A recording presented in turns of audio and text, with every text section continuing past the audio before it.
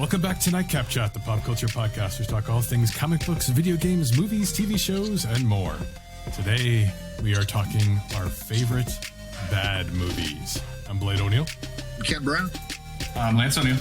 And today, we have another special guest joining us from the Mousecast. We have Steve. Yeah. Thanks, you guys. Yeah, I do two shows on a channel called REZD TV that focuses in gaming a lot, but they enjoy the witty banter about Disney and movies that I, from time to time, grace their channel with. Yes, and we're really excited to have you here, Steve. Thank you so much. And for those of you listening to Nightcap Chat, we are going to put some links to the Mousecast and REZD in the description so you can check them out when you're done with this. And we got a really fun topic today, which is why we brought Steve on for this episode. But before we dive into that, just want to once again thank you all for taking the time to listen to us every week, making us part of your routines. Without you, we wouldn't be here on episode 52, I think it is now. But yeah, Steve watches a lot of movies. You go to, what's that place? You don't you have like glasses or something? Yeah, the Alamo Drafthouse. Yeah. That's what I mean. Yeah.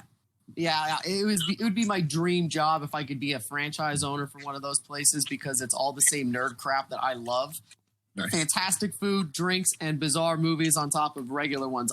This show right now is going to be a hell of a lot of fun because a lot of the movies that they show there that aren't mainstream are famous bad movies, and I love this conversation. Interesting. I don't even think I've been to Alamo Drafthouse. Like, I'm pretty sure I haven't. I could be wrong. Have you guys? It started in. You guys? Never been there. It's over in the East Valley. Yeah, they have 3 locations now, but they're all East Valley, which is kind of lame that they keep on spreading out that direction. But I strongly believe that when this whole thing is done, that's going to be one of the only theater chains that's going to feel the same as it did before, just because it's more of an experience to go over there because of the food and all that stuff. But we spend a lot of time driving back and forth because it's awesome. It's our favorite thing to do. So yeah, no, I love the model where if you're at a theater, you can eat or have a drink. I mean, to me, I think that's what's going to keep theaters, around. Because I think we might have touched on it on the last episode. Like there's so much less incentive to go out to a theater when we have 60 and 70-inch TVs with surround sound, and you can have a beer at home and not frankly not deal with idiots. Ruin the could not agree more. Yeah. Yeah, especially for bigger movies like premieres and stuff. There's so many lines and it's just not fun. It's not like the experience like it used to be. Like I remember when Marvel wasn't that big of a deal, and even when there was like the older Marvel movies that weren't done by Disney or done by Marvel, that we would go out at midnight to go see it. Yeah. And it was like my family. It was like 4 of us and then like 20 other nerdy people. And that was it. And we had a blast, and it was so much fun. And it was like a little thing. Now you have to get there 5 hours early, and you're still not getting a good seat, and everyone's in a bad mood. It's just like, yeah, it's certainly not the same. And, you look at kind of what's going on now with, I think is it Universal Pictures and the Troll movie. They kind of had such success on releasing the new Troll movie, and that they're thinking about doing like all this direct, what's it called, like VOD or whatever you want to call it. Like any day of the week, I would rather spend $50 on a pay-per-view for a new release movie to be able to watch it at home with a few people that I like, than pay $10 and go see it at a theater in public and be annoyed at strangers who can't shut up or something. You bet. I think it's going to be really interesting what they do. I did a whole show about this a little while ago, the day that happened. And it's not just AMC. Other theaters have joined on with the anti-Universal thing based on an unwritten rule that's been there since the beginning of movie times, which is a 90-day sort of exclusive thing. But it was never written down. So that's why Universal got to do their thing, and they crushed. Trolls made $120 million on that. Jeez. Now, I don't think that stuff like that is going to work. Like Tenet comes out this summer, Christopher Nolan's latest. I don't think it'll make that amount of money, but also who the hell wants to go watch something big like Tenet or Black Widow or something like that at home? You're going to miss the whole thing. But I think it's going to change. Some people are going to be okay with staying at home for $20 where you can pack everybody in to watch Trolls, or you can spend $15 a person and go to the theater and do it. By the way, if I had liked Trolls would be on this list because I can't believe that Trolls even still exists as a horror film. Wow. Yeah, I would. I think I'd agree with that. I was actually surprised that it was intended for a theatrical release.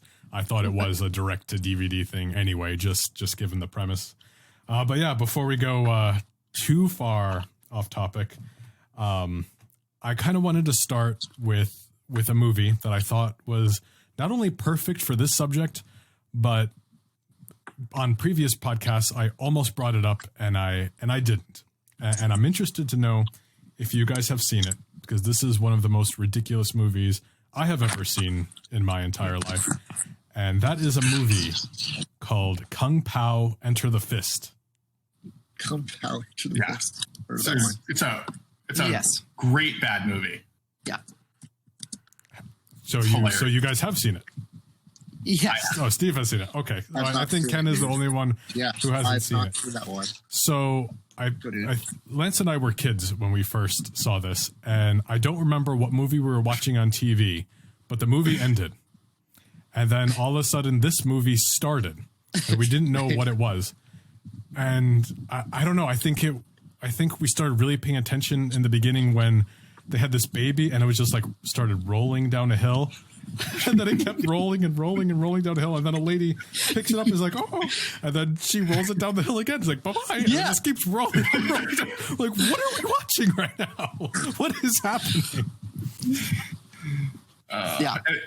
And it was one of those movies too that has like some like funny lines, like some like quotable things. You know, it's one of those movies that if you've seen it, you're definitely going to probably end up quoting it and saying it to your friends. And it's such a funny movie. Chosen one. I'm coming. I believe people call that like a cult classic now because it was so stupid and weird, but people still enjoy that dumb movie. It is a very dumb movie.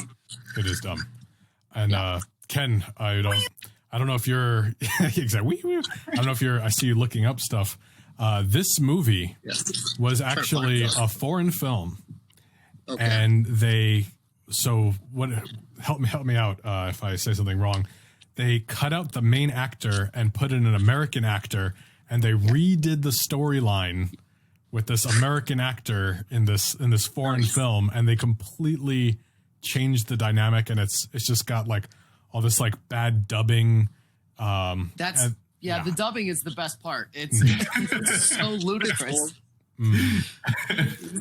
So, I mean, it's kind of a similar approach to kind of what Power Rangers did by taking the original, was it like Zentai Rangers or whatever it was called, and they kind of put in the American actor. Very similar concept, except they kind of ruined the original movie and just made it ridiculous. I mean, it is absolutely ridiculous. But definitely worth watching. 100%. When you brought this up, my mind immediately went to the baby scene, but more importantly, the poster. So I had to bring it up to make sure. Just so how ludicrous it is, he is doing karate with like nunchucks that are chipmunks, right? Those are groundhogs, right? Yeah. You just forget. I saw this stupid poster in the theaters for so long, and this is a hilarious one to bring up. And is in the poster, is his tongue sticking out because his tongue's alive? Yes. So Ken, no, actually, in the poster, it's not. But okay. Yeah.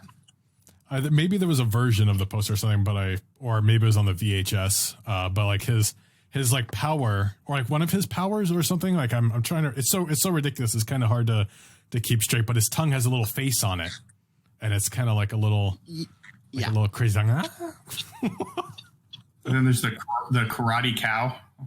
Yeah, karate cow. Yes, there's a whole cow that starts fighting with a cow. Yes, absolutely ridiculous. Ken, I have a personal thing where I don't like being told to watch movies, but this is You gotta watch this movie. yeah, this is definitely It's called Kung Pao what? Enter the Fist. Enter the Fist. Enter the Fist? Okay. And just so you know, when you're on the IMDb page for it, because now I'm just cracking up at this, the plot Yes. keywords are Kung Fu, Chosen One, Martial Arts, and Intentionally Bad. Yes, It that says is- it That's right the best there. part right there. that's the perfect summary. Actually, I added one to my list that my parents actually brought up this weekend, which was blowing my mind, as one that we've always loved. And we looked it up, and to what you were saying earlier is we looked it up, and the critics smash has like a 20% Rotten Tomatoes score. Wow. And I'm like, I don't understand at all. But yeah, so I like that you said looking that up, because I didn't know that this one was bad, and apparently people think it's garbage. So What is it? The Good Son. It had Elijah Wood and Macaulay Culkin in it, and it was in the 90s. Do you remember this? No. I do remember The Good Son. It was about the crazy kid, right? You bet. Yeah. Yeah. And Macaulay Culkin is nuts. And she's like a tiny murderer. And it's intense and scary. It has a very crazy ending. And it has like a 20%. So I was wow, I thought people loved that movie. Huh. Get it? I'm not actually not familiar with it. It is. I would recommend it. Also, just for this conversation to see. Maybe you think it is crap. I don't know, but we've always loved it. So Okay. anyway, Fair enough. Okay, then what we got next? Ken, you got one in the We'll do, like, forefront of your mind? At Christmas time or New Year's, actually, like, I have friends over and they always like want to recommend a bad movie I've never seen. And a few years ago, they brought over Gentlemen Broncos. Have you guys seen that movie at all before? Gentlemen It's Broncos? it's probably the worst car crash movie I've ever seen, but you just can't stop watching it. Okay. And it's about this more or less teenager who wrote a book that everybody thinks is great, but this is like the worst fantasy book I've ever seen, that everybody's trying to steal the idea and say they were the first one that came up with it. Like, he brought it to like a book writers seminar at a convention, and he said, that is absolutely the worst thing I've ever heard, but let me see if I can work with it, re-edit it for you. And so during the movie, you see these different people try to steal the idea from him and get it out there before he does. But there's these fantasy scenes that they show that are excerpts from the book, and they're so freaking strange. It's like I can't even describe like how insane like some of the fantasy scenes are. It's like something like I feel like that you just have to watch it to explain it. But it's just it's absolutely a train wreck of an adventure plus the fantasy mixed in with the movie at the same time. And after you're done watching, you go, what the heck did I just watch? And I'm never getting that time back. But it was really kind of interesting. You know what I mean? And I recommend people to watch it just so they get it out of their life and experience and share it with other people about it. I wish I could do a better job of explaining some of the bizarrerie of it, but the bizarreness of it. But it's all over the place, man. It is just completely all over the place. And my favorite one that I did enjoy that was horrible, people say it's horrible, I don't think it's horrible, is Mars Attacks. Oh, I just watched that this weekend. Yes. Dude. This is what started the conversation at our house. That has horrible ratings, but it's such a great movie. Dude, that's one of the best movies of all time, in my opinion. You got all these great actors Oh in my it. Jack gosh. Nicholson is like the best president I've ever seen. That's the most trusting, most bizarre. Well, let's trust him this time. And every time you want to trust him, you think that he's right. And it's just hilarious how these Martians, all they say is, wah, wah, wah, wah, and we come in peace. Yeah. That movie, like, They gotta believe them. They say they come in peace. that movie was like so bizarre. creepy. Yeah, dude. And I remember every moment of that movie as bad as they say it is. Like, I can, the music. Oh, yeah. Through the city, making all the heads explode. Yep. Makes absolutely no sense whatsoever. But I can remember every moment from that movie, but I can't remember a scene from Gentlemen Broncos, but I remember how horrible it was. You know what I mean? Check. I've got Gentlemen Broncos up here because I got to see what this is. This was written and directed by the same writer and director that did Napoleon Dynamite. So is there any of that sort of same weirdness? Because absolutely. It's, as I said too, it's one of the weirdest movies I've ever seen, but I can't remember a moment from it right now that I can clearly dictate for you. You know, I feel that way about Napoleon Dynamite because I was forced to watch it on a bus trip to Vegas, and I just want those 2 hours of my life back. Like, it was so dumb. And I'm not advocating it as my favorite bad movie. Like I just did not like it. Which one was that again? Napoleon Dynamite. Okay. I'll tell you, man, I don't remember a film taking over like the world like Napoleon Dynamite. All of a sudden, everyone was like Tita, and they were quoting it, and the vote for Pedro shirt was unavoidable. It was everywhere. Yeah. No, you're absolutely right. I do like. I see Jermaine. Is it Jermaine Clement? Is in the middle of the poster there. I like him. Like he's usually funny. Like when he's in stupid movies, I usually find him pretty entertaining. All right. Oh no, he's fantastic. Yeah, absolutely. And that actually reminded me of one I think I'm going to bring up in a little bit. But before I go, I think Lance, it's your turn. Okay. So I don't know which one to go for. All right, I'm going to go with, I guess, the movie that I thought was a great movie. And I just thought it was honestly received very well by like critics and everything. And I can't believe when I happened to look up one movie and then I was like, this was like, hey, this is related to it. And I clicked on it. I was like, I wonder how good that did. And it was terrible, which is Van Helsing. 2004. Okay. I love that movie. Hugh Jackman, Kate Beckinsale, Dave Wenham. I love that. Wait, why are you laughing? I detest this movie. Really? I do. I was so pumped to see it because I love the Van Helsing story and I love all those people you just named. I could not wait for this thing to end. I hated every second of it. Wow. Yeah, I see. I love the movie. Yeah. I thought it was great. I thought it was fun. Kate Beckinsale was good. I thought Hugh Jackman was pretty good. Mm-hmm. The CGI was like, it was okay. It wasn't the greatest. But I enjoyed it. And I thought the guy that played Dracula, Richard Roxburgh, he did good. I thought he was solid. I didn't think he was amazing. He like blew me away. Mm-hmm. But I enjoyed the film. I couldn't believe that when I saw it like 30% on Rotten Tomatoes, I was shocked. Interesting correlation between all of these films so far. They're all almost the exact same rating. On IMDb, they all have either 6.1 or 6.2, including Van Helsing. Yeah, every one that we've looked up so far. It's kind of blowing my mind. Also, if you are listening, if you want to go and watch these, Van Helsing is available to watch on HBO. And then your Broncos one that you just brought up, that's available to watch on Stars right now for free. So if you have those, you can catch up and watch these ridiculous films. Watch all there those. You go. Yeah. Van Helsing, I mean, like, don't take it too seriously. Like, it's fun. Yeah, I consider it more of like a fun movie. I don't consider it something I'm gonna like rip apart. I don't know. Mm-hmm. Yeah, but I guess I guess I could see if you're like super into Van Helsing and like the lore, I could see, I guess, why you'd be like, wasn't my cup of tea. I could see that. It's sad to say, I've never seen Van Helsing. I need to watch it. It's really. It's obviously it's mixed reviews, and it'd be interesting to see what you think of it. I'll admit these girls who play the Brides of Dracula, like they were awful, you know, and I can't remember if they got progressively worse or if they killed the worst actress first. Oh, whoops! Oh my was God. it Blade Trinity bad, where Triple H was walking around with a little dog, vampire dog? I think it's different. It's different than that. I almost put that on my list too. Well, Blade 3. Yeah. That was definitely bad in its own way. Okay. There's good lines in there, though. Yeah. Yes. Yeah, for sure. And you know, what's underappreciated... you're talking about Blade 3? I thought you were talking about Van Helsing or something. Because I was saying, like, one of the interesting things was, like, the whole left hand, right hand of God thing. So, like, it was almost as if... Van Helsing was the angel Gabriel. Like that was a really interesting part of this mythology that they were going for.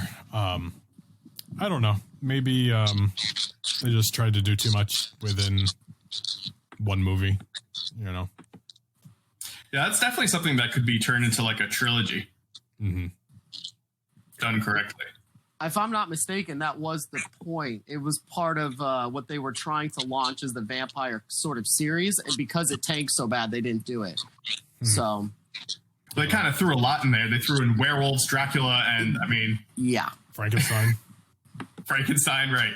The guy that wrote and directed this as well, he did G.I. Joe, Rise of Cobra, The Mummy, Deep Rising. So he had some going on for a while, and a big deal with Universal Pictures, which is why they were hoping to make this thing work. But yeah, it did not. That's another great guilty pleasure horrible movie is G.I. Joe. I don't know why. No matter what it is, G.I. Joe, I love watching it. Do you? I could tell like how horrible it was while I was watching it, like the underground water base. Yeah. That they were going into. I go, wow, why do I feel like I'm watching the Phantom Menace going to Naboo to go attack Cobra's base? It's like they took the exact footage and let's just make this Cobra's base. Yeah. Waiting for Gungans to come up and try to intercept his Cobra soldiers or something. Oh my gosh. Didn't quite happen. I think they're looking to reboot that now too. I think they're gonna do a Snake Eyes film and then jump into a G.I. Joe. And a girl that I like a lot who just barely came onto the scene is playing Scarlet. And as a fan of G.I. Joe as a kid, I am pumped. So yeah, who's playing Scarlet this time around?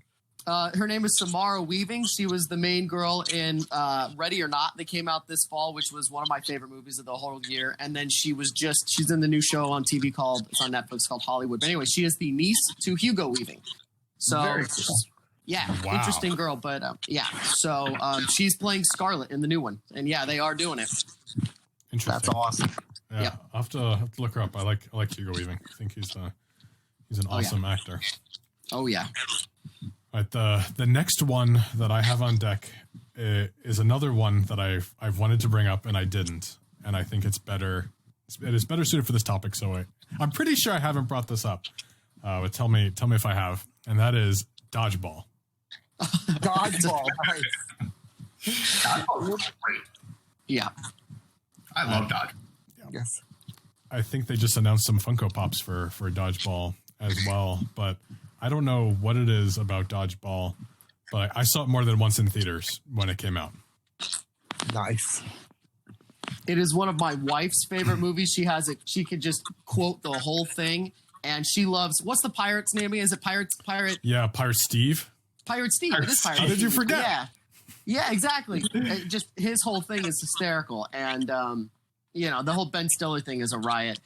So we're keeping score. This is the highest rated bad movie that we've gone over. Get out, Dodgeball. With a 6.7 rating. Wow. It's actually 70% on Rotten Tomatoes. See, I'm on IMDb. What is it on? What is the Rotten Tomatoes one for? 70%. That seems high. That's almost a certified fresh, yeah? That's pretty close. Wow. Yeah. You know what? I did bring this up before because I remember Lance had an epiphany when I was describing it. Vince Vaughn's love interest is actually Ben Stiller's wife. Which is really awkward. Yeah. Oh, yeah. But hey, I mean, you're actors. I mean, whatever. Yeah, but I just think it's weird that didn't Ben Stiller direct it? Or no? I don't know if he directed No, it. actually, I thought that he did, honestly, because he usually does these ones. This is by Rawson Martian Thurber, who wrote and directed it. But no, he didn't. That was the first thing that I looked up because I thought that's... Okay, but I have a crazy question for you, and I'm glad you said that. Who is that guy? Who's what guy? This director? That crazy name that you just said. Rawson Marshall Thurber. Because... And... Yeah, no, go on. No, I was just going to say he directed We're the Millers a few years ago, and then more importantly, the blockbuster Oscar-nominated, actually it wasn't, Skyscraper. That's just a bad film. Nice. Oh, okay. The Rock Okay. film, no nominations. Honestly, Yeah, I never heard of that person. Yeah, neither have I. He's an actor in Easy A. He's the Quiznos guy in Easy A, but he had nothing to do with the film. Huh. But yeah, he directed We're the Millers, which was relatively laughable, you know? Speaking of Rotten Tomatoes and Skyscraper, is there any rock film that's ever got more than a 70? Ooh, good question. I don't know. Moana? Oh, Moana. Yeah. And then, yeah. That's true. I'm sure Moana as well. The Rock's a high selling actor though. You know, like Yeah, dude.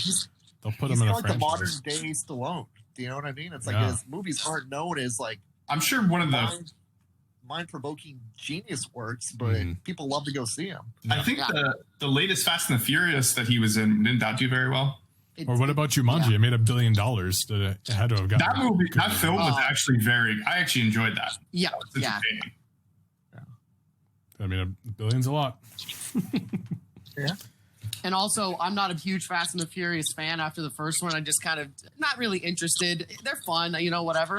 Yeah. But I saw Hobbs and Shaw against my will and absolutely enjoyed it. I thought it was quite hilarious. And then I realized that it's by the same people that made Deadpool. So the humor is kind of the same, which is why Ryan Reynolds is so funny in it. So, yeah, but there you go. That's a high one. And people love Jumanji. Yeah, I mean, it's critically a huge success, and it made a ton of money. Tons. Because I usually love watching rock movies, but everybody tells like that. You see reviews, you don't see much good response on most of the rock movies. Like I even enjoyed the Mummy part. That was that his first movie. The Mummy, the Scorpion King. Yeah, and I'm kind of going like, wow, this guy can actually act. And everything I see, it's like they give him these like weird roles, like the Tooth Fairy. Yeah. And, Yes. you know what I mean? I'm going, this guy can act, and you're giving him the Tooth Fairy movie. What's happening here? Well, What was the other one too? The Game Plan, where he played the quarterback. He's always some like, dysfunctionally lost father at first, and also like said, "Oh, this guy's got range. Let's put him in some other stuff." He absolutely then does. he finally started blossoming. Yep. What is the sequel to Get Shorty? Too Cool or something? Yeah, that's it. It's called Be Cool. I think. Be Cool. Yeah, Too Cool is wrestlers, which makes that confusing because we were talking about The Rock. Be Cool. Yep. He had a small part in that, and he was awesome. I mean, he starts off being like a bodyguard or whatever, and then with a red baseball bat. Yeah, and that's his whole thing. Is he gets in trouble for buying a red bat? Why'd you get red? Because look at it. I love this bat. That was in Be Cool. Yeah, I don't remember I just remember him like starting to. He starts becoming like a little more flamboyant. He's like, well, I have been practicing like this thing, and then he does like the people's like eyebrow thingy. Yeah. And then John Travolta's like, oh wow, that's really good. And then he just like, what is he doing? He wants to like become a dancer or something, And he's actually a really good dancer.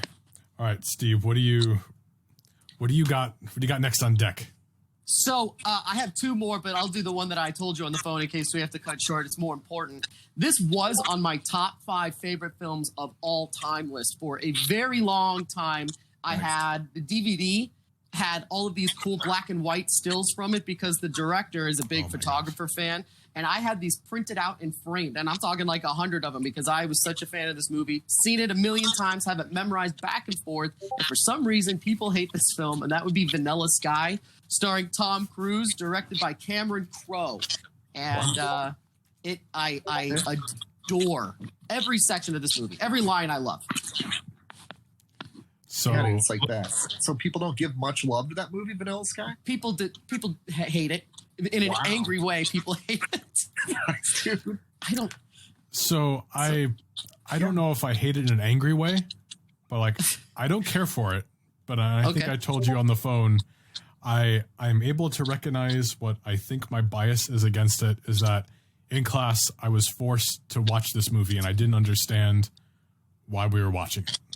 Like it seemed like the teacher had nothing better to do and they made us watch Vanilla Sky.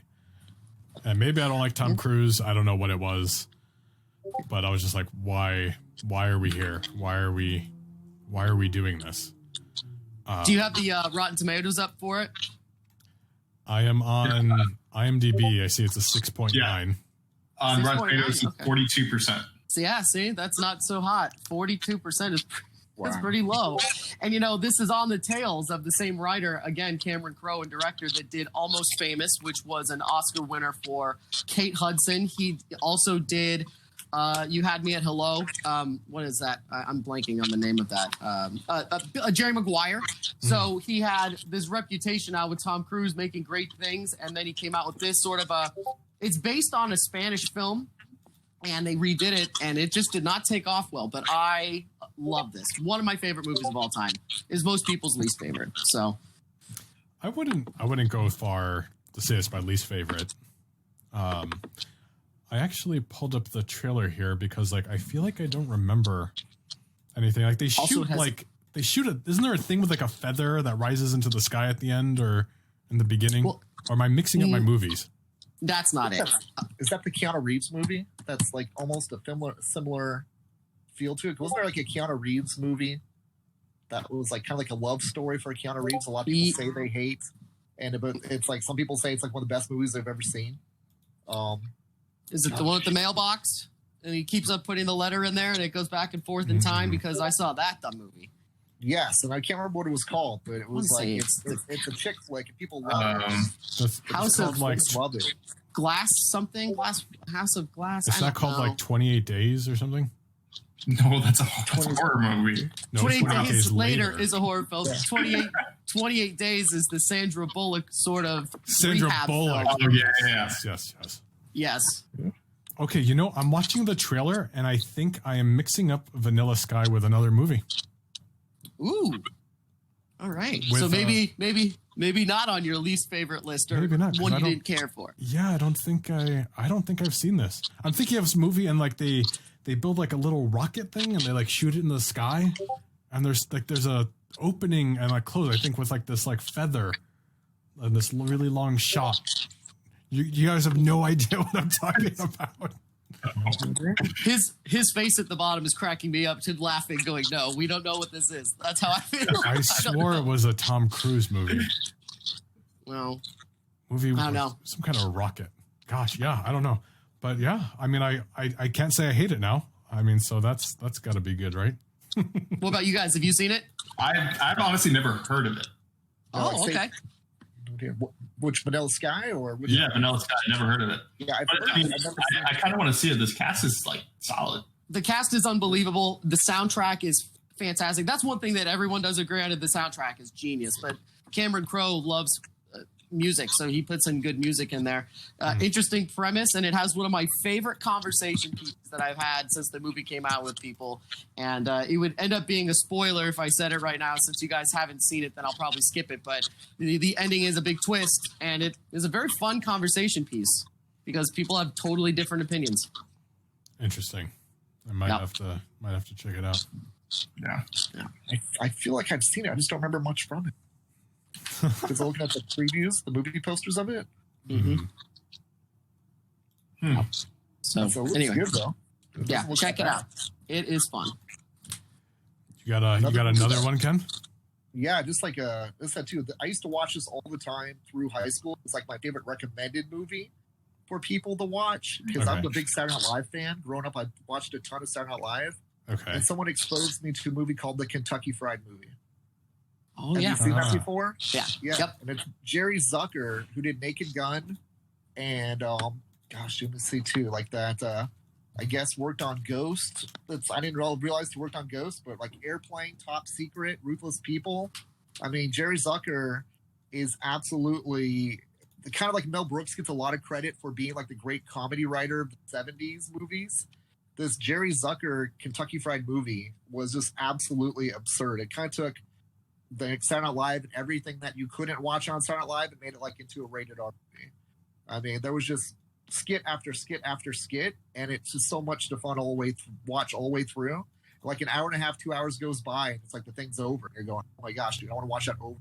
Is that what it is? Is it like a compilation of like shorts?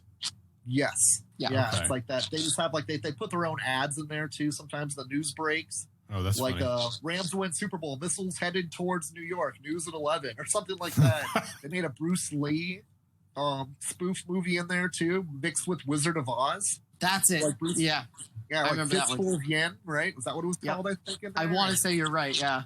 And it was just absurd the whole way through. Like there's little stop moments in there, like news break. The popcorn you're eating has been news at 11, and just little weird things that made no sense. Like, there's a guy, like, the beeper in your car when the seatbelt's not buckled. This guy's trying to, like, figure out, like, why his car keeps on beeping and the final thing he has to do is zip up the zipper, and then it stops. And it's just, like, absurd humor all the way through. And That's funny. It's a lot of fun. They do a Leave It to Beaver spoof in there, too, where it ends up that Tony Dow's the reporter's the actual murderer of the whole case. Like they're doing this court case, and for whatever reason, Leave It to Beaver and what was his brother's name? Tony Dow's brother's name, like Wally. Wally and the Beaver are sitting there in the back of the room, like more or less talking the whole time, while the guy's trying to commentate quietly what's going on in the court case. And it's just absurd fun the whole way through. That's fantastic. I've never seen this. I've heard of it, but I just didn't realize that's what the movie was. Yeah, it's definitely not for kids though. Yeah. Okay. Yeah. Fair But enough. it's a fun movie to watch. All right. Lance, I think you're next now, right? Yeah, sure. All right. Okay. This has a 6.7 on IMDb. Okay. And this has 38% on Rotten Tomatoes. Okay. Right. And I love this movie. What is it I on think it's honestly IMDb? one of my IMDb, it's 6.7. Okay. Wow. So I think maybe general people like appreciate it a little more than me, because I think it's a fun movie, and to me it might be a top 15 movie for me. Okay. Oh, sweet. It's Armageddon. Ah, yeah. Nice. What? This It's a good movie. Yes. This movie is amazing. Like, it has Bruce Willis, Billy Bob Thornton, Ben Affleck, Liv Tyler, Steve Buscemi, Owen Wilson, Michael Clark Duncan. Like, just the cast alone is so much fun. Yeah. Right? And it's just such a good movie. Love story. It's sad. It's the first movie that I cried. I remember crying to this movie when I was like 8, and it was the first time I ever cried from a movie, I think. Because it came out before, I think, episode 1, Star Wars episode 1, right? I think so. It came out in 98. So I probably did see it before then, right? Because wasn't episode 1 99? 99. Oh, was 98? I think it was 90. I think it was 99, right? Was it? Yeah, I'm pretty sure they were doing them like 3 years apart, like 99, 2002, and 2005. 99. I'm sorry. You're right. No, so this is the first movie I cried to. And it's just such a fun movie. There's so many good lines. There's so many good actors. Yes. I loved it. Have you guys seen the movie? You guys have all seen it? Absolutely. Yeah. It's got rewatchable ability too. I could watch Big that time. multiple times and enjoy it every time too. Here's an interesting thing about Armageddon is when I first started podcasting like 12 years ago, 10 years ago, I was a part of a network, and they have a show that's like hipster nonsense where they kind of like to piss all over anything mainstream. And their show was called The Criterion Show. And the Criterion, it's a select group of films from the Criterion Collection. They would take one and dissect it. Armageddon, with its 38%, is in the Criterion Collection. And anytime these guys would try to start a fight with my co-host today, Steve, he would be like, Armageddon, it's in the Criterion Collection. And that was like a joke for a decade because it's in there. It's there for a reason. It is a good movie. Yes. Armageddon is great. It's fun. It big time. is. I mean, it's what, to me, it's one of those ones where, I mean, it's the cast that makes it. It's everyone's performances are so good and so much fun, even though it's kind of depressing. And that's what does it for me. It's a kind of a similar reason to me, like why a movie like Con Air is good, is because of the cast. Oh yeah. And ironically, Steve Buscemi is in that movie. Both of those. Yeah. Well, they're both made by Michael Bay, so he uses Buscemi in every movie.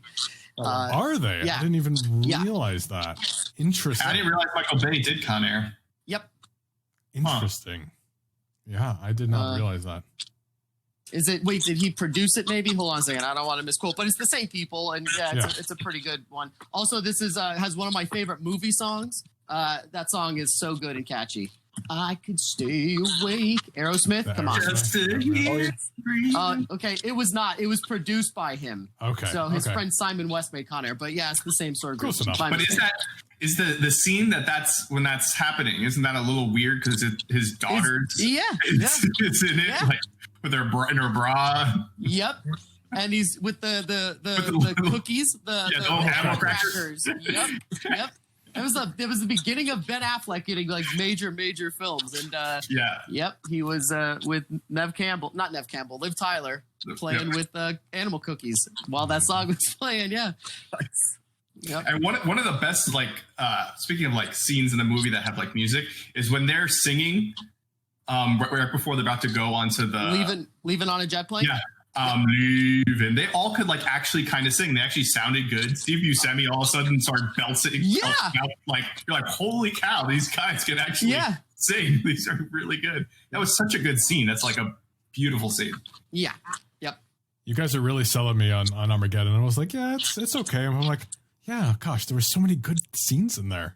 You know? Yes. And the Russian guy, that Russian guy. Yeah, the Russian guy. I can't even, he's such a good actor, and I can never think of his name. Isn't it like Peter? What is that guy? Peter Stormare? That sounds right. He's so good. Stormare. How do you say that? That's Stormare? This Yeah, is he's how right. And you Keith David's in it. fix problems on the Russian space station or whatever. And he's like, he's banging all the. He starts hitting it with the yeah. Yep. Yeah. One of the best scenes too is when they're trying to land on it, the asteroid, and they're just trying to figure out where they are. And Steve Buscemi goes and he goes, Captain America here blew the landing by 26 miles. He goes, how the hell do you know that? He's like, because I'm a genius. Yep. Oh yeah. Oh, okay. I really want to watch Armageddon again. Like it's been a while since I've seen it, and I was like, yeah, it's kind of depressing, but yeah, no, that's the good. The only depressing thing about it is just like the end, like just the ending. The rest of it is amazing. The rest of it, to me, is great. The impending doom is kind of depressing. Yeah. Like, hey, the asteroid is going to hit the Earth, and we're all going to die. Oh, great. Like that's depressing. That's why I consider it a little depressing. But I guess if you go into it knowing that everything's going to be okay, it shouldn't be too depressing. I mean, I guess if we watch superhero movies, right? And generally the good guys always win. Yeah. Otherwise, there's no movie. So I did know this, but I forgot. Do you see who wrote the script? No. J.J. Abrams. Wow. I totally forgot. Yeah, it was a short story by Tony Gilroy, and then they adapted it, and J.J. Abrams is the screenplay. And I believe this was at the time before J.J. called himself J.J. Abrams. I believe his name before was something else. But, this is his writing credit. Wow. That's nuts. Yeah, that's a launcher for him. Yeah. No kidding. So I'm debating on which one to do, but I think I have to choose it. I'm going to be surprised if you guys have seen this movie. I'm going to go ahead and say that right now. But Jermaine Clement is a really small part in it. He's freaking hilarious. This movie stars Paul Rudd and gosh, his name is escaping, and Steve Carell. I know what you're talking about. It's a really dumb movie called Dinner for Schmucks. Yep. Which is a remake, actually, and I didn't know that. But gosh, there's something about this movie. I don't know if it was my lack of expectations when I saw it, but I just thought it was so funny. Nice. I saw this in the theaters because I love Paul Rudd, and here we go. This has the lowest IMDb rating out of all the ones we've looked up yet. Yeah, at 5.9. Wow. What's it called one more time again, too? Dinner for Schmucks. Dinner for Schmucks. Nice. Yeah. Have you seen it, Ken? Man, dude, I think I have seen. I don't think it's that bad either. And I said too is I love stupid comedy. I'll watch Step Brother again too. Yes. Because the type of comedy. And I said too, Steve Carell's awesome with this comedy. So if I haven't seen, I'm gonna watch it again, dude. Freaking awesome. My previews. And unfortunately, man, dude, I love stupid comedy, but I can't convince my wife to like stupid comedy, no matter how hard I try. And it's got to be something that is not so low that she, I have a hard time getting her to watch it with me. So certain movies, I need to go out and experience because I haven't had a chance to experience them yet. Mm-hmm. I don't think it's as lowbrow as something like Napoleon Dynamite. No. Yeah. So it's good then, in that way. So it's not lowbrow humor then. It's Jay Roach humor. The director and writer, he's the one that did all the Austin Powers movies, and he did Meet the Parents and Meet the Fockers. So it's that same style. This was right after Meet the Fockers came out, and it was supposed to be big. And then he did The Campaign with, I can't remember it's Will Ferrell, I think, is in it with he punches a baby. But anyway, I would say that. I would say this would be considered lowbrow humor, kind of nonsense, but I enjoyed the movie. I remember seeing it and laughing. Yeah. That is awesome, dude. It's like that. There's another, oh man, like Will Ferrell movie. I keep on forgetting the name of it right now too, but like where it's Wedding Crashers. Oh, Same type of love thing, that too. movie. It's like that. Wedding Crashers. I love those types of movies. Like one of my favorite parts of movies is Will Ferrell starts crashing funeral.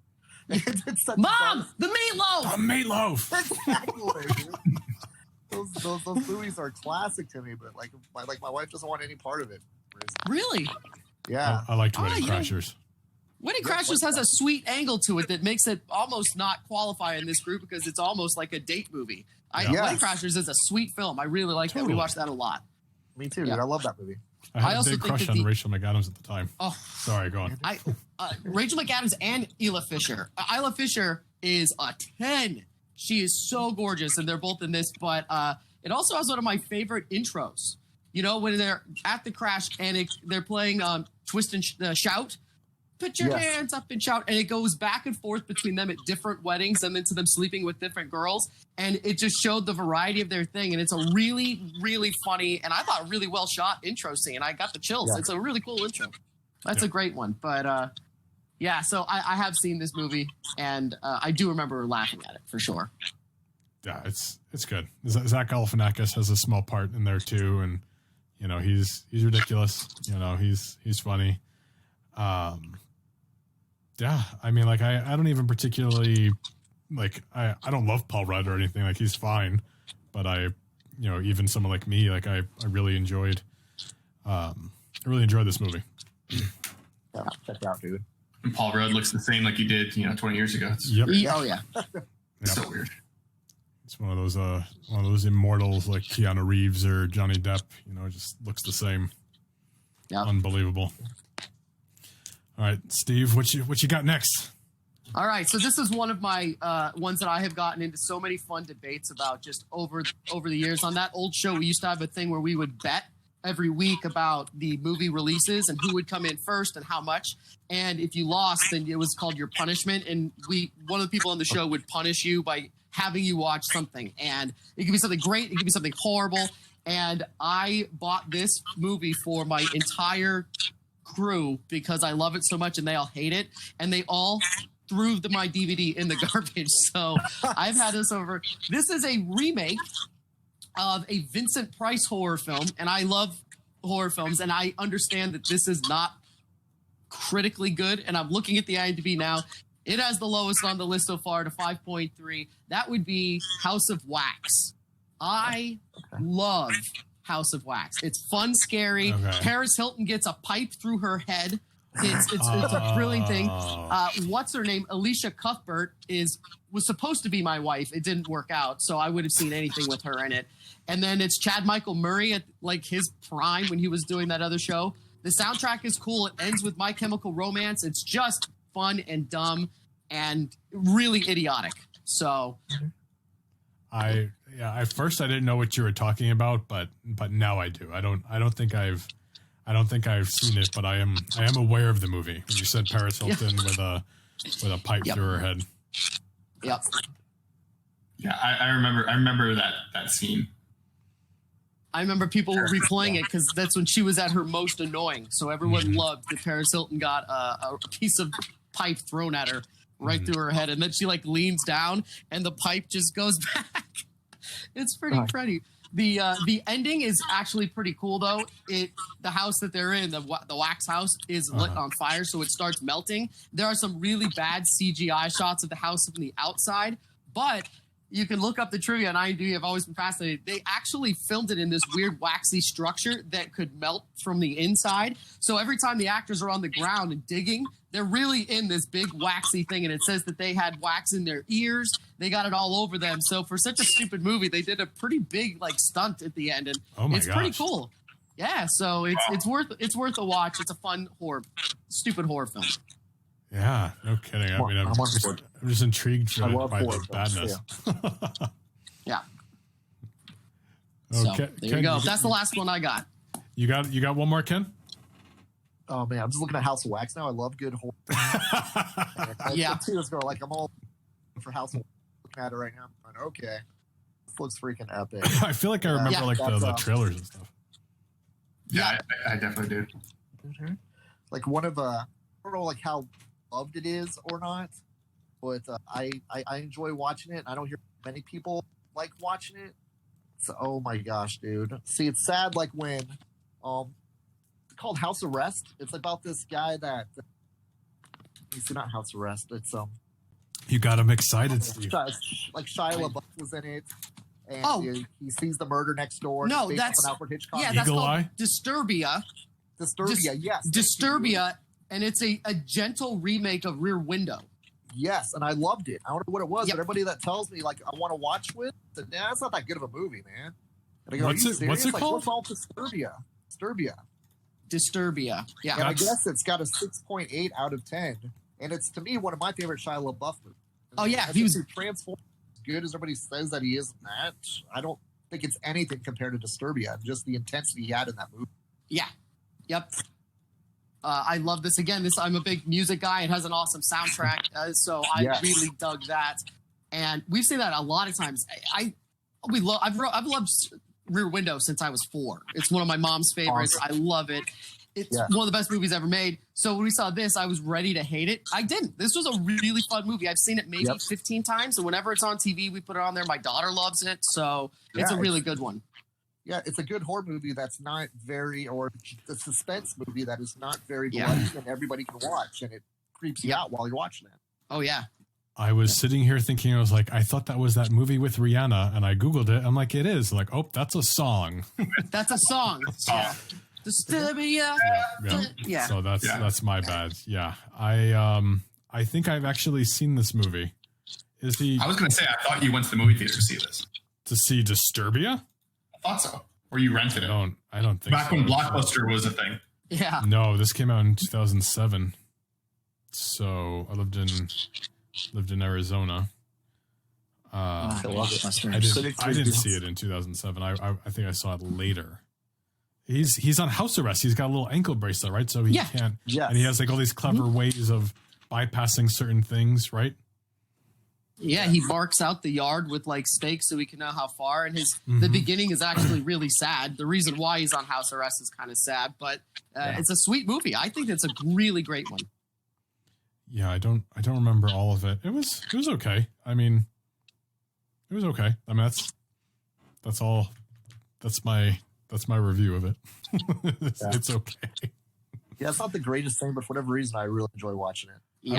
I wouldn't call it bad. You know, but that's just me. Well, yeah, I mean, he's okay. I mean, I guess it's before he went off the deep end a little bit there. And another movie that just popped in my head, I'm getting all these popping in my head now that I really enjoy, but I don't hear too many people tell me. Like, it was recommended because I'm a big fan of Serenity and Firefly. Cabin in the Woods is by far, I think, one of the best Josh Whedon productions I've ever seen. Absolutely. Yep. And it's just so, like, kind of cult following, but it's not really a mass audience that people see. I remember very specifically this. First of all, this is one of my favorite horror films of all time. Yes. Maybe top 5 because of its just unique storytelling. Richard Jenkins, the guy is the one in the building that's helping him run it, is fascinating. Yes. I saw this on a whim because I had no interest. It looked like the trailers made it look like it was The Evil Dead, where they were in the cabin and someone's over there, blah, blah, blah. And all of a sudden, everybody that was on my social media or anything like that at the time, they started saying, drop what you're doing, go see this. It has a 90-something%. It was loved. People liked it. And they were like, don't read about it. Just go. So I literally went at noon on a work day on Monday. I'm like, all right, screw it. I have time. I went and I saw it. And the whole first hour, you're like, what is happening in this film? The So well weirdest. done. Yeah, it's bizarre. It's just great. So yeah, Joss Whedon's group did it. That's where Chris Hemsworth and him started hanging out. And really, really good movie. Love that movie. Yeah, I said too. That's a movie I can watch over and over and over again. Love is how dynamic the special effects get at the end when they're trying to fool the kids once they start figuring out what's happening. Yeah. It's just so well thought out of like that. What makes horror movies work? Let's find out if we can do something new for people. It's just really, really well. Originality like I haven't seen in a very long time. So really good. I love the ending. The ending is great. Anything where Sigourney Weaver shows up as a bad guy, I'm in. So yeah, big fan of that movie. So I don't know if I've seen it, and I almost don't want to say anything, but is like a twist and there's like a whole thing with like, it's not a factory, but like there's these little, I don't know, like there's several things and like they're in there. What? Several. There's it's thousands of. And then they realize that creatures. it's like, okay. Yeah, I did see that. It was interesting. It was interesting for sure. Like I don't watch horror movies. Like I don't really care about them, but it was like, wow, like this is really I liked it almost just intriguing. Yeah. It's like that Scream was probably the horror movie that got me back into looking at other horror movies again. So I used to love watching horror movies back in the teenage years. My buddy, like every time we'd go hang out, dude, check out this horror movie. And like I would see all these different things start getting repetitive to me. Mm-hmm. And then like when Scream came out, I'm going, dude, this is trolling every single horror movie trope. But then having the twist ending that you didn't predict. Mm-hmm. And those were the things like that. Scream and Cabin in the Woods were first horror movies in a long time that gave you a twist ending that's never been done before. Yeah. And those were like really, really exciting to see. Try to find horror that don't have me guess what happens halfway through the movie. And then at the end, it's, yep, that's what I thought was going to happen. Yeah. And now these new ones that are coming out are giving you this great twist of like, oh, wow, that's really kind of thought out. They love horror movie genres, but let's add our own twist. It makes it original to this next generation of horror watchers. I think now there's a whole different group of horror films coming out, and I'm a huge fan of them. It's my daughter's favorite type, so pretty much anything that's out there. You can get low budget, you can get arty, but today you get these really interesting horror films, and no one really wants to redo the same thing unless it's a big budget thing like It, where they have to follow the book, or if it's like they're making a Scream 5 right now, by the way. They're trying to figure out if everybody can come back. So that's going to be very cool. But as soon as Jordan Peele started making insane crap today, like we have Get Out and Us, which was my favorite film of the year last year. It's a good time for horror films. You're right. You can't get away with the same old thing anymore. It has to be something different. And as long as it's not Eli Roth just doing gore porn to see it, I'm down with almost anything out there today. Yeah, I think a lot of the new stuff is more like a psychological horror than anything else, which is absolutely different than all the previous ones. You guys watch Black Mirror? Because they just that's my favorite thing on Netflix, and they just announced that they're not doing it anymore. The guy says we're too dark of a world today to make more dark stories about a dystopian future. He said he's done. Yeah, so Charlie Booker is the creator of that, and he just sadly said, "No, I'm all done. I'm going to do comedy now."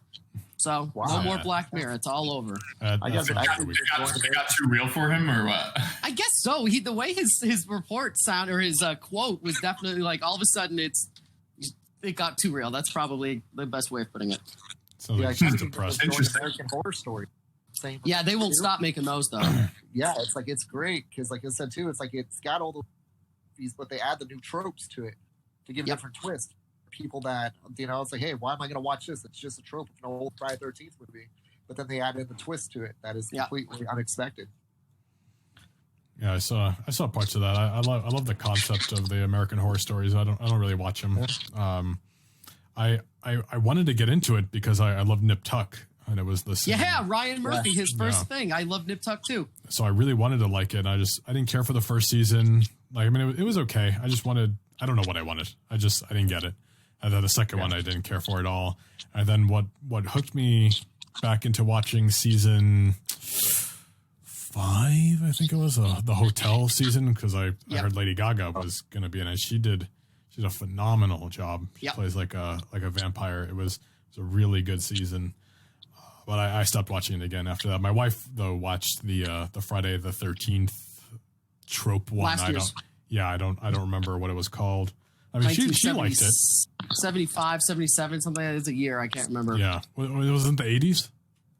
Well, maybe it was 80s. It was a year, but that was what it was. My wife hasn't missed a single season. She loves them. Even the bad ones, she still watches. Yeah. I have a very similar thing with you, Blade. I love Nip Tuck. I have the whole thing. I thought that it ended too far. They should have stopped with the what was the guy's called? The killer, the slasher, man, the Carver. The Carver was such an interesting bad guy character. I loved it. So I jumped right into a horror story that he's telling, and I did not buy into it. I didn't like it. Yeah, I didn't get into it until I did the one that you did. I saw Hotel, and I'm like, okay, this is actually interesting. And then they did one that was kind of like a cabin in the woodsy thing with the house and the ghosts, and I'm like, okay. So then I got back into it again, but it's hit or miss. Yeah, for sure, and I'd agree with that. All right, Lance, do you have one more? I think I have one more that is going to be tied for our worst IMDb score. Yes. All right. It's a 5.3 on IMDb, and I'm going to say I'm 99% sure that we've all seen it, and I don't even really know Steve very well, but I'm pretty sure he's seen it. 43% on Rotten Tomatoes, so it wasn't horrible, but pretty bad. It's Daredevil. Oh, wow. Ben Affleck Daredevil? Yeah, Ben Affleck Daredevil. Yeah, great film. Well, I would say great, but it was fun. It was, Jennifer Garner and Michael Clark Duncan did great. And Michael Clark Duncan. That's what I was just looking up because I remember I liked the bad guy and it was him. He played Kingpin, right? Yes. And Colin Farrell was Bullseye. John Favreau did a great job. Yep. And didn't he didn't. I thought he directed it. Maybe no, he didn't. It was after that he started directing and being in all of his films. But it was just such a fun movie. I mean, it was probably one of the early Marvel movies that wasn't done by Marvel. Obviously, it was way before then. That was actually I felt like it was decent at the time. It wasn't like the Fantastic Four or something that was just terrible. That was outside the X-Men. I don't know. I just thought it was a fun movie. Some quotable lines, some good moments. I don't know. What do you guys think? I agree. I love Daredevil. It's funny because, as you said too, a lot of people complain about Daredevil. One of my favorite scenes is the fact of that Kevin Smith. I felt like handpicked Ben Affleck to do Daredevil. Do you know what I mean? It's like that where it's. I don't know if it was a recommendation type of thing or what, but I kind of feel like in Hollywood, someone whispered into someone's ear to produce that movie. Say, hey, you know who'd be a perfect Daredevil? It's got to be Ben Affleck because this guy loves Daredevil. And Kevin Smith, I thought it was fun when he was the coroner inside of the movie. It's like that Ben said, hey, dude, if I'm doing this movie, Kevin's got to appear in it. It's almost like how I felt when I was watching that movie. And the court case that's in the extended edition makes the movie even that much better. The director's cut. Yep. And it's just, I thought it was genius. I mean, the Elektra, I even enjoyed the Elektra spinoff, which is weird. You'll never hear many people say that too, as well. I love the Elektra spinoff. Yeah, and it felt like it was the most comic accurate movie that was released yet at that point. I mean, I kind of felt like they did a really good job paying attention to the Frank Miller storytelling and created something of Kingpin going and hire Bullseye, and it was just the Elektra scene. The iconic scene. 181. It was just really, really well done for comic fans, in my opinion. And Michael Clark Duncan did amazing as Kingpin. Yeah. Oh, absolutely, dude. He was freaking scary, dude. I mean, as I said too, Michael Clark Duncan was an amazing Kingpin. Gone way before his time too. Didn't Michael Clark Duncan pass away? Yes, unfortunately. Yeah. No. Amazing. Yeah, I saw this and I didn't love it, but I definitely enjoyed it. I did see the Elektra spinoff. I thought that Jennifer Garner was fantastic in it, but the main reason that I rushed out to go see this was my favorite actor is Colin Farrell. So seeing him in something I was in, I have not rewatched this in a while. I do remember vividly that I enjoyed the visual of what the rain looked like and everything like that, I thought that was a really cool way of showing us kind of how it worked for him. And I know that they kind of did that in the Daredevil show on Netflix, but this was the first time I had seen something like that. And I just thought it was really well, really done really well. I like it. Yeah. I thought that whole scene was awesome. And then how he goes to sleep in the water and the little coffin thing. I thought it was just a very good dynamic that kind of shows the struggle. And it's just a fun film. And there's some quotable lines. Colin Farrell did great. He was entertaining. Yeah. The whole Rose thing and the plane scene was kind of funny. Oh, with the peanuts. Oh, the man. Yeah. More peanuts, please. Yeah. About the Elektra scene, or which one? Lance, when he kills the old lady, right, in the plane with the peanut. Oh yeah, with the peanut. Yeah. And he flicks it and she chokes on it. Yeah, so bad. I mean, you can't, if you're coming into this, movie with the standpoint of comparing it to modern superhero movies, like they weren't where they are today yet at this point. They were a little campier, the Tobey Maguire, Spider-Man movies, for example. Not that they were bad, but they were becoming the modern superhero movie, starting with Blade and X-Men and Spider-Man, and we had Daredevil. These were the steps we were taking to get to Iron Man, Yeah. Right. So I mean, it was a little campy, but I mean, like Ken said, like there were so many fun things that came right out of the comics. Like his origin story was right on. You know, his dad was a boxer. He was murdered. He was blinded by, you know, an acid, you know, accident or whatever. The whole thing with, you know, Bullseye and killing Elektra. I mean, and the exact way they did it too. You know, there's so many good things. I mean, it's almost a shame you didn't get more, you know, movies out of it besides the Elektra movie, which I don't know why that movie did bad. Because I mean, especially the beginning of the Elektra movie is just so good, so good. Yeah, I mean, anybody that loves Crouching Tiger, Hidden Dragon should go love the Elektra. Mm-hmm. I mean, it felt like there's a lot of elements from Crouching Tiger, Hidden Dragon they used in those forest scenes for Elektra. Oh wow, dude! I feel like I'm watching Crouching Tiger, Hidden Dragon with super that opening scene you're talking about there. Yep. Just like, wasn't that what they did in the forest, the fighting in the forest, right? Am I remembering that right from Elektra? I don't remember. There was a fight in like hedges and bushes and a forest thing. Yeah, like that was the big fight at the end. Like they're in like this. It's kind of like a forest. Yeah, I mean, the problem in me trying to explain this is like I've never seen Crouching Tiger, Hidden Dragon, so I don't know what the comparison is. So Lance, I'm on the IMDb page for this, and I was trying to see how much money this made, and I haven't found it yet because I think I need to just Google it.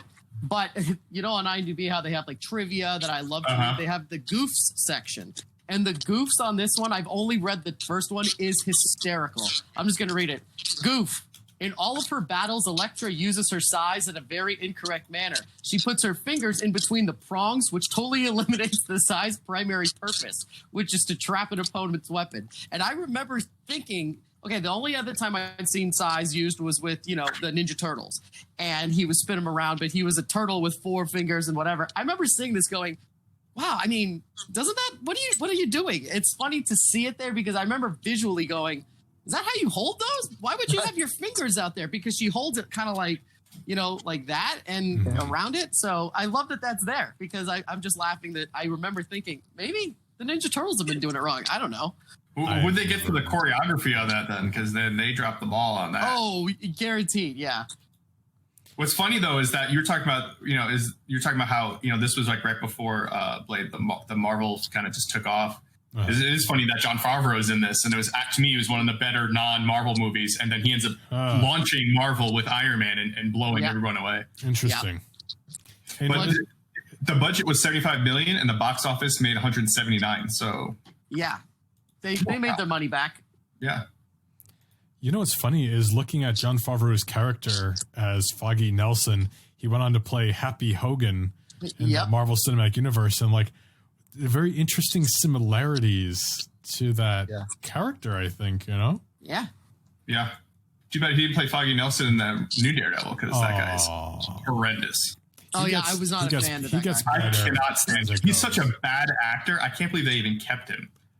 The first season, he was literally pulling me out. Like, it's bad when I'm watching something and someone's acting and they're pulling me out of what I'm watching because it's such a bad performance. Yeah. It's so bad. Like, you can tell someone's trying to put a line out. Like, it's like, oh my gosh. No, I agree, but I think he just wasn't as bad in the subsequent seasons. But yes, I do know what you're referring to. There were 3 seasons of this show, right? Of Daredevil? Yes. 3? Yep. I stopped watching after the second one, but then he joined the what was the group called? Defenders. The Defenders. The Defenders, yeah, and Jessica Jones and all that stuff. But I like the show, but I think to be honest, I think I like the film better than this show. I like Vincent D'Onofrio did a great job as Kingpin. Yes, but I found it also hard to just keep watching it. When it goes with a show for me, I have to be sucked in to keep on going for an hour-long episode every time. And I felt like the Daredevil show, they made it with 3 points to hit. The mid-season finale, the pilot, and then the finale. And all in the middle, I was so bored. Now, I am massively in the minority because people love that show. But I just wasn't a big fan. Yeah, Did you like the Punisher spinoff show? Say what? Did you like the Punisher spinoff show? I did see. I watched the first season of that. I like what's his name a lot. The guy that plays Punisher. Yeah, I like him a lot. He's such a perfect bad guy, and in that role, he was great. So I did like that, and I liked his introduction into the thing, and that was season 2 of Daredevil because that's when he was in it, and I liked that. That was great. And as bad as that guy is, I'm looking here, Foggy here, Eldon Henson. Yeah, not a good actor. I did adore his love interest, the redhead. Karen Page. Yeah. I to your point about getting sucked out for someone that's that bad, this girl had me like in. I'm like, but I got to see what she's up to. I was smitten with this girl. Yeah, big time. She started getting on my nerves. Like at the end, like at first, like I was like she was cool and she was fine, but spoiler alert if you haven't seen Daredevil, after they have her kill Wesley, I thought like she was gonna get killed or whatever. Like it was just weird. And then she just has like this, I don't know. She just has like this like vendetta, this righteousness. I don't know. There was just something that really like pulled me out for her. And then like they tried to make you like sympathize because she used to be a drug addict, I guess. And I don't know. It started. Her character started getting weird. Like she did fine. Like she did great as an actress. Like she pulled it off. She did what she was supposed to. But I don't know. I was getting annoyed with her character. I can see that. Again, mine is very shallow. I just liked incredibly how good looking she was, and I would just watch for that. Fair enough. Nothing wrong with that. All right, but I think that that's about all the time we have for today. I thank you all for taking the time to listen to us. Steve, thank you for joining us. Thank you for letting me on, you guys. If you ever need another nonsense-filled movie guy to come on, I am your guy. Absolutely. And once again, we'll have links to Mousecast and REZD TV in the description of this episode. And if you guys can, leave those reviews on platforms, especially like iTunes. And we're now also on Stitcher. And we've got a couple. I've submitted to a couple more platforms this week. Just waiting to hear back. So we're growing. We got more and more options for you. Ken, you guys reopened, right? Yeah, it was this past Friday for the first time in about a month and a half, and it went really well. It went better than I expected. There was we were handing out masks to people that wanted them. We were all wearing masks and gloves. It was kind of the new normal for how long that's going to be. Do you know what I mean? Everything's one day at a time. The positive vibes of customers was really good to see, and people excited to see us open doors again. It was almost like a weird feeling of starting up school again between summers. Do you know what I mean? I can see that, yeah. Yeah, and it's like you're excited to see your friends again, excited for a new start, and you're just seeing where it's going to go, and it's hopefully going to be a good year. From here going forward, I don't know, how society's going to shake out when it comes to how this virus is going to play out, but we just can only hope for the best on it. Just roll with the punches as they come at us. But it was kind of an interesting point in life. Let's put it that way. Yeah. So you guys, is it appointment only still, or can you just? No, it's like the doors are allowed to be open for now, and Arizona says things differently. Listen to, we're cleaning like constantly. I've never been in a fresher smelling store. Awesome. There tends to be a reputation of comic shops not always smelling so fresh. But do you know what I mean? That scent of old paper is not quite there as much anymore. But that's do you know what I mean? It's a new way we have to keep things, and it's very antiseptic, but it's a comic shop.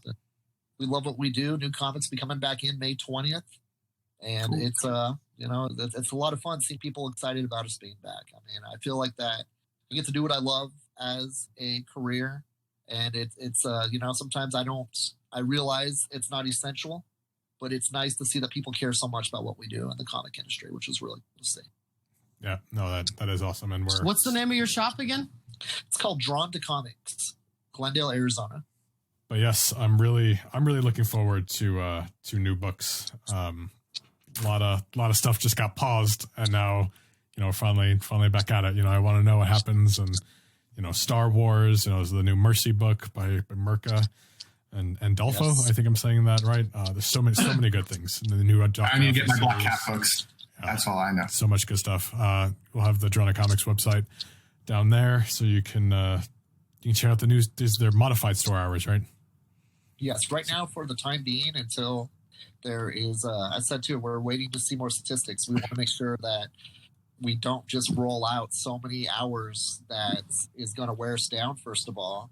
And then second of all, give more exposure that's needed. But we're just doing Tuesdays through Saturdays right now from 11 a.m. to 5 p.m. And then we're just going to play it by ear. And then I said too, I think once new books start coming, we may expand the hours a little bit more. But as I said too, the main thing is trying to make sure we roll this out in a way that's going to be growing with time, not shrinking with time. Well, good luck, man. Thank you, Steve. I greatly appreciate it, man. It's something we never saw coming, and just taking it one day at a time from here forward. The world is starting to spin again. It's all going to be good. Lance, a little where to find more about you? You can find more about me on Twitch at twitch.tv/Tales of Lance, or on Instagram at Tales of Lance, or Twitter at Tales of Lance.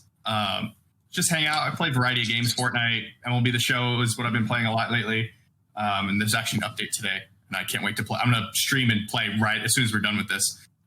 New players coming out. But yeah, you just come out, hang out, say hi, just chill.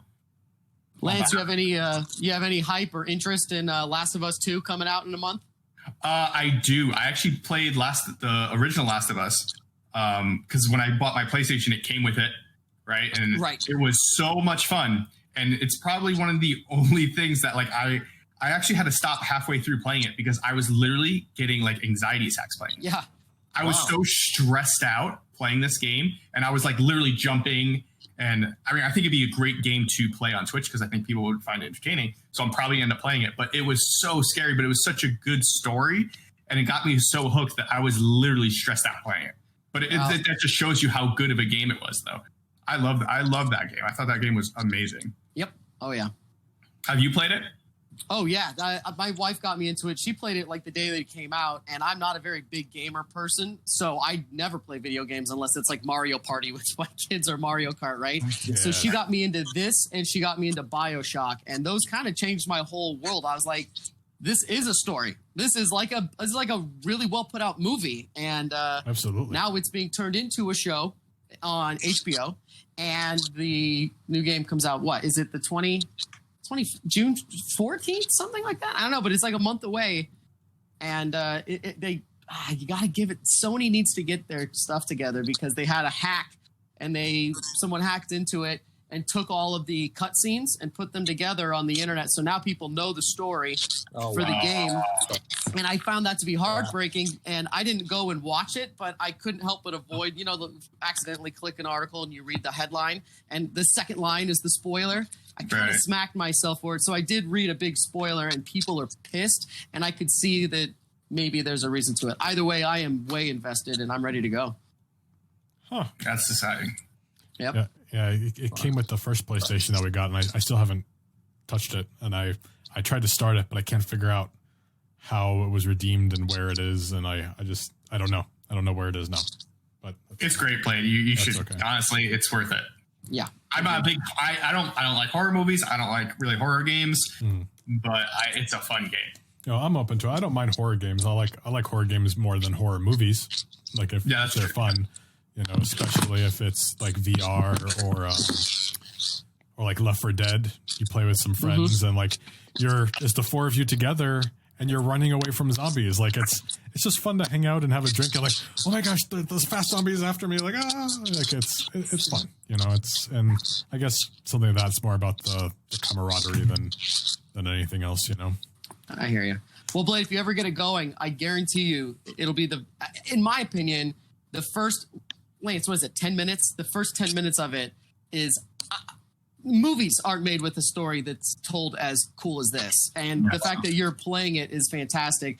My wife actually told me about it because I didn't know what it was because of the intro. She was like, oh, you got to watch this on YouTube. This is the intro to this game. And I'm like, this is a game? And she was like, yeah, we're buying it. We're playing it right now. So I was hooked from there. Best intro I've seen in anything. It was great. Awesome. Wow. Awesome. Yeah. It's like it was an HBO series now. Yeah, yeah. We'll see. It could end up being a turd. We don't know. Wow.